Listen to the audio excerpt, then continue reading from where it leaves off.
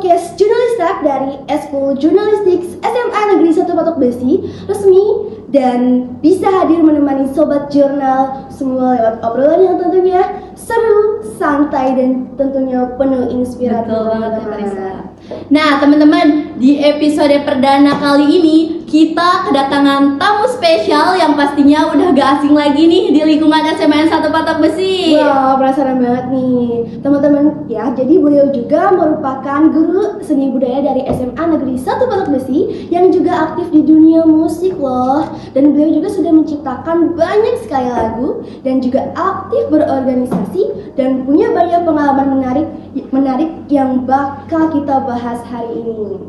Betul banget Teh Parisa. Selain dikenal sebagai guru yang kreatif dan asik, beliau juga merupakan alumni SMN 1 Patok Besi loh Sobat Jurnal. Wah, keren banget narasumber kita hari ini teman-teman. Nah, dan belum lama ini juga beliau sukses mengadakan praktik SBK berupa panggung gembira untuk kelas 11 yang mendapat antusias besar dari siswa-siswi Semansi teman-teman. Nah, pasti Sobat Jurnal semua penasaran kan gimana perjalanan beliau sebagai guru sekaligus musisi? Oh gitu, langsung aja kita sambut narasumber kita hari ini, yaitu Bapak Baga Pamautama SSN, atau yang sering kita panggil dengan sebutan Baba oleh warga Semansi. Oke Bapak, selamat datang di podcast Jurnalistak Bapak. Oke Bapak, gimana kabarnya sekarang, baik kan? Alhamdulillah baik banget. Oke, alhamdulillah. Nah nih Ba, boleh perkenalkan diri terlebih dahulu nih Ba. Pasti Sobat Jurnal semua penasaran kan? Perkenalkan, nama saya Baga Pamautama SSN kalau pakai gelar. Kalau biasa dipanggil oleh anak-anak Semansi yaitu Baba. Oke, baik teman-teman. Nah, gimana nih Mbak, kan karena Bapak juga kan alumni dari SMA Negeri 1 Patok Besi nih ya Mbak. Gimana rasanya sekarang bisa kembali ke Semansi itu bukan sebagai murid lagi tapi sebagai guru nih Mbak? Jadi alhamdulillah karena Baba ini menjadi seorang guru berkat guru-guru juga. Karena jasa kita selama ini hidup di dunia ini tanpa bimbingan guru kita bukan siapa-siapa. Jadi Baba sangat beruntung bisa masuk ke Semansi dan bisa memperoleh lagi ilmu-ilmu terhadap Bapak dan Ibu guru maupun siswa-siswi Semansi. Nah nih Ba, selain menjadi guru seni budaya, Baba juga kan dikenal sebagai musisi yang sudah menciptakan lagu ya Ba. Nih awalnya tuh gimana sih Ba, kok Baba bisa sampai terjun ke dunia musik? Awalnya dari dulu Baba itu suka belajar tarik suara. Awal-awalnya dari SD itu Baba selalu ikutan lomba adan. Dulu belum mengenal musik. Jadi pas kelas 5 SD itu Baba selalu ikutan adan. Pertama kalah, ketiga terus sampai belajar lagi sampai juara 1 di kampung ya. Walaupun itu di kampung tapi bangga bagi anak kecil Mbak. Nah setelah itu ada kegiatan kalau misalkan di SD itu samen. Oh iya. Nah di samen itu Baba disuruh nyanyi karena suaranya enak kalau adan juga. Nah di situ Baba belajar, oh ternyata nyanyi juga keren, apalagi jadi anak band. Banyak zaman dulu itu anak band itu banyak yang tertarik gitu wanita-wanita.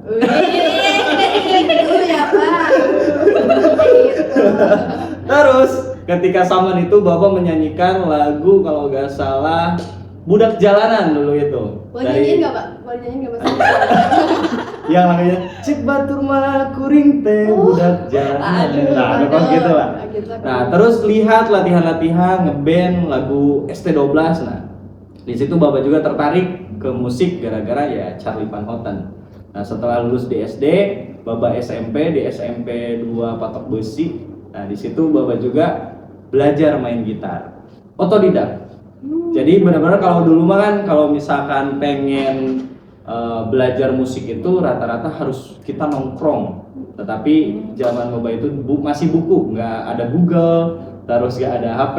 Nah, jadi belajar di rumah sampai Baba di titik kelas 2 SMP itu sudah menciptakan satu lagu. Wow. Nah, kita baru tahu sih jujur perjalanan Baba ya. Keren banget ternyata ya Sobat Jurnal. jadi di SMP itu Baba menciptakan lagu itu sebenarnya iseng.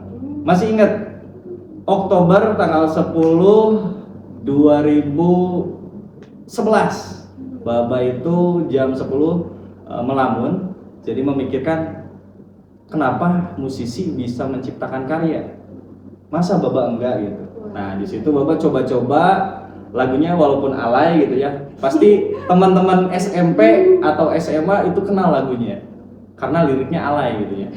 Masa-masa bucin gimana gitu kan, anak SMP gitu ya, Mbak. jadi ku mencintaimu sepenuh hatiku tapi kamu kok begitu. Waduh. Liriknya tuh gatel gitu kalau misalkan didengarkan. Iya. Nah di situ langsung pas kelas 3 ada pelajaran musikalisasi puisi. Nah di musikalisasi puisi ini Baba coba lagi nyiptain lagu karena Baba ikutan kegiatan pramuka. Jadi pas di tenda itu lagi santai berkegiatan, ciptain lagu buat seseorang lah ya. Nah di situ kepake lagunya. Nah keliling Baba seperti anak-anak ngamen lah ketika musikalisasi puisi itu bekerja sama dengan guru SMP, keliling setiap angkatan nyanyi ini lagu tentang apa dan apa gitu. Jadi anak-anak itu mengamati karya Baba gitu. Nah di situ Baba tertarik, semakin tertarik, wah ternyata terkenal ya se SMP. Nah setelah itu Baba langsung mengemas. Dulu mah Baba belum punya HP, jadi teman Baba yang punya HP rekam. Nah sampai HP nyit-nyit gitu ya, ringtone-nya juga lagu Baba supaya bangga. Nah setelah itu Baba lulus di SMP 2 langsung ke SMA Negeri 1 Patok Besi. Ternyata di SMA Negeri 1 Patok Besi Baba semakin menjadi-jadi karena pas pertama masuk itu kan selalu ada pensi MPLS. Iya. Nah Baba dulu suaranya mirip banget kayak Charlie. Di sana banyak kakak kelas, ini ganteng, suaranya bagus. Nah di situ benar-benar Baba semakin tinggi, semakin terinspirasi pengen menciptakan karya terus. Nah sampai Baba pelajaran Bu Salimah. Pelajaran Bu Salimah kan ada unsur kimia ya, ya unsur kimia. Nah di situ Baba disuruh sama Bu Salimah ciptain dong karya lagu tentang unsur kimia. Nah Baba nyanyiin sampai ada lah di YouTube, masih Baba nage siga Adit Sumeng ya. Tahu kan Adit Sumeng? Nah Baba itu seperti karakternya Adit Sumeng kalau misalkan kalian, tapi lebih tampan Baba gitu. Nah di situ Baba ciptain, Bu Salimah pun terkagum-kagum karena kok bisa lagu unsur kimia bisa jadiin lagu. Nah setelah itu Baba juga memikirkan masa depan karena lulus di Semansi ini dapat 25 karya lagu. Wih, keren banget teman-teman. 25 karya lagu ini kan kalau misalkan kita menjadi seorang musisi lebar kalau misalkan kita tidak dilanjutkan. Iya benar. Nah di situ Baba langsung kuliah di Universitas Pasundan, Bandung.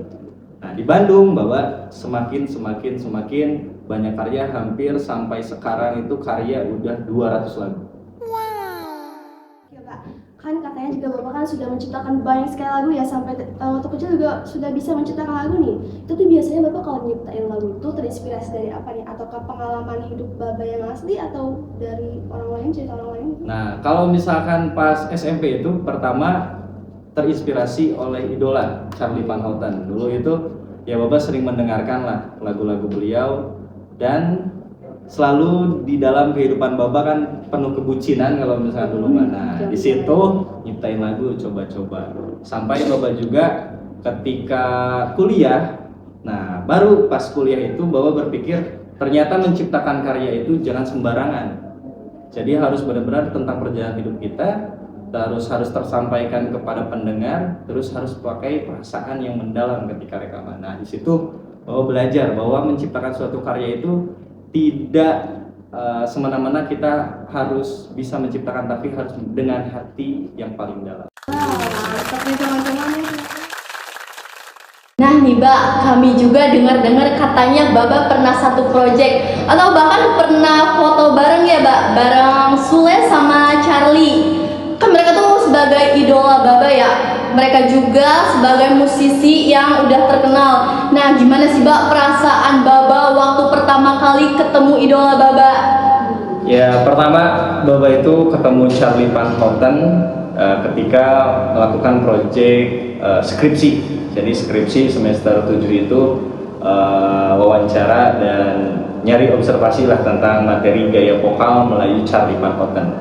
Jadi beliau itu ya kebetulan idola, tetapi ketika kita observasi, Baba tidak mengaku fans karena malu dibilang kampungan. Nah, jadi Baba memprofesionalkan diri jadi seorang mahasiswa yang ingin observasi. Sampai di situ bingung, kata dosen udah di ACC nih proposal gaya vokal Melayu Charlie Van Houten. Wayahnya Baba harus berkoordinasi dengan orang terdekat, nah yaitu Asyahdan yang punya project bareng Charlie. Nah di situ Baba nelpon, langsung boleh, alhamdulillah dikasih kontak Charlie, terus dikontak gitarisnya. Nah di situ Baba beranikan diri ketika Charlie rekaman itu ketemu. Nah, jadi dari jam 9 malam Baba wawancara itu mulainya jam 4 subuh. Jadi nunggu Charlie dulu rekaman dari jam 9 malam sampai jam 4 subuh. Nah di situ ketika ketemu idola pasti siapa sih yang enggak excited gitu ya, benar-benar. Ternyata beliau juga seperti manusia biasa. Jadi benar-benar bahasanya ya bahasa kita gitu, Sunda gitu ya, suka bercanda. Ternyata dia juga manusia ternyata gitu. Ketika ketemu, nah di situ Baba menanyakan tentang materi gaya vokal Melayu, tetapi beliau selalu menceritakan tentang dirinya ketika menjadi seorang mahasiswa. Terus beliau juga tahu ternyata pantura, apalagi di daerah Patok Besi, beliau kenal Patok Besi. Nah di situ juga Baba selalu berdiskusi, ingin seperti beliau, bagaimana langkah-langkahnya. Ya beliau juga bercerita, beliau sukses puluhan tahun baru sukses. Jadi Baba selalu ngaca gitu, oh ternyata seorang musisi hebat itu ya harus melakukan proses-proses yang nyata dan benar-benar mengorbankan semuanya untuk mencapai suatu tujuan. Nah terus Sule, kalau Sule itu ketemu di project TPRI di ngabuburit bareng kalau nggak salah pas bulan puasa. Pihak TPRI menelpon suruh Baba tampil nyanyi di acara TPRI Bandung. Oke, terima kasih banyak untuk Baba yang sudah meluangkan waktunya dan berbagi cerita bersama pada podcast Jurnalista kali ini.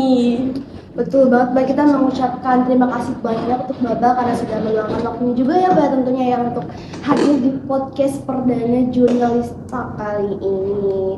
Dan terima kasih juga untuk Sobat Jurnal yang sudah menemani kami dari awal sampai akhir podcast.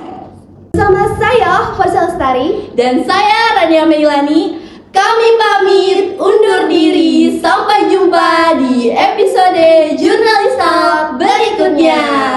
Bersuara berkarya.